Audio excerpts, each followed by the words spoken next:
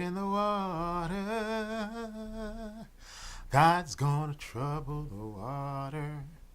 Say, who are those children dressed in red? Must be the ones that Moses led.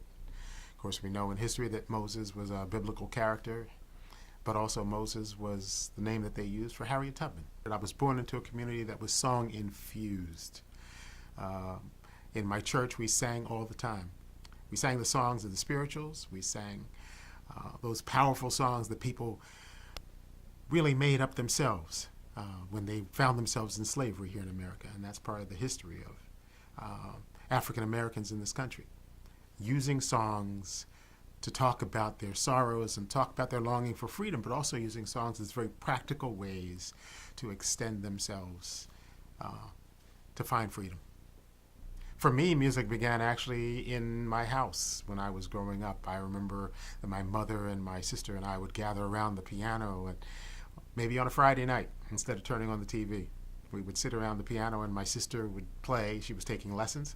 My mother also played the piano, and we would sing hymns or we would sing Broadway songs. And that's probably where I got the first idea that I could sing and harmonize. I sang by myself in solo. I sang with the congregation. But I was also singing in school. Our teachers would have us singing maybe 2-3 times a week. And we would sing songs by people we didn't even necessarily know about. People like Pete Seeger and Woody Guthrie and Harry Belafonte, I remember, was a big favorite. But we would sing all these songs. They were easy choruses, and all of the kids on the one floor of the school would be together, and we would be singing, and we would be learning these songs. This land is your land. This land is my land. From California to the New York Island. We would sing songs by Bob Dylan. The answer is blowing in the wind.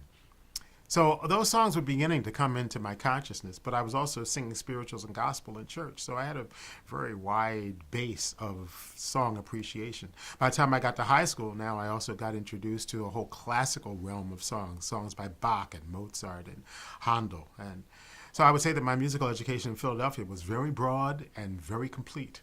And it changed the way I thought about music, because I wasn't just listening to the radio or listening, certainly we got into the Beatles and we got into the rock groups and the Motown acts of the Supremes and the Four Tops and the Temptations.